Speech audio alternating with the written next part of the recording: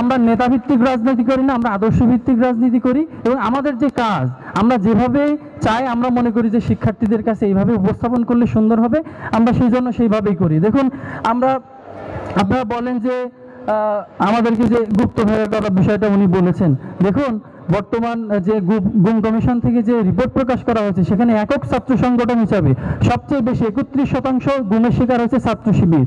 আর কোন সংগঠনকে আপনারা দেখতে পেয়েছেন কিনা? বাংলাদেশের প্রথম ইমিউনিটি বুস্টার সমৃদ্ধ ফ্যান্টাস্টিক হ্যাপি এনার্জি বিস্কিট।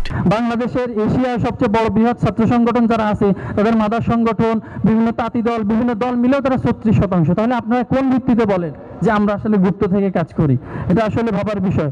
তো আমরা বলি যে আসলে আমাদের কাজ আমরা 13 জনে পারি, 15 জনে পারি, আমরা শিক্ষার্থীদের কাছে উপস্থাপন করি। এবং আমরা দেখেন আমরা বিগত সময়ে কতগুলো প্রোগ্রাম করেছি, আমরা 2টা নবগত সংবর্ধনা করেছি, আমরা ফল উৎসব করেছি, আমরা অদম্য মেধাবী সংবর্ধনা করেছি, মেধাবী সংবর্ধনা করেছি, আমরা মনোসামাজিক ক্যাম্প করেছি, পরিচ্ছন্নতা অভিযান করেছি, আমরা সাংস্কৃতিক চর্চার জন্য আমরা কাওয়ালি উৎসব করেছি এবং আগামীকাল আমাদের রান উইথ জবি শিবির হবে। আপনি সেখানে গেলেই তো আমার সব জনশক্তিকে দেখতে পান। আপনি জবি ঐক্যের যে প্রোগ্রামটা দেখেছিলেন সাংবাদিকদের আয়োজনে আয়োজিত হয়েছিল, সেখানে একপাশে ছাত্র দল ছিল, একপাশে ছাত্র শিবির ছিল।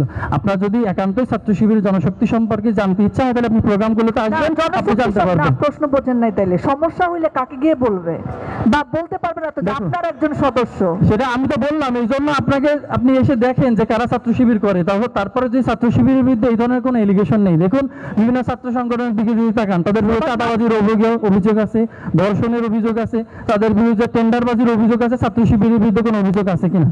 সুতরাং আপনারা যে অভিযোগ দায়ের করতে চান স্পেসিফিক অভিযোগটা দেখান এবং কারা করছে তারপর তারা আপনার বিচার করে। আপনি প্রশ্নটা বোঝেন, প্রশ্নটাই এই জায়গায় যে সদস্যই যদি না জানে কেমনে বলবে ছাত্র শিবিরের একজন? কিন্তু আমি তো বললাম আপনাকে দেখার জন্য স্পেস করে দিছি, এতগুলো 20টা মতো প্রোগ্রাম করেছে আপনারা।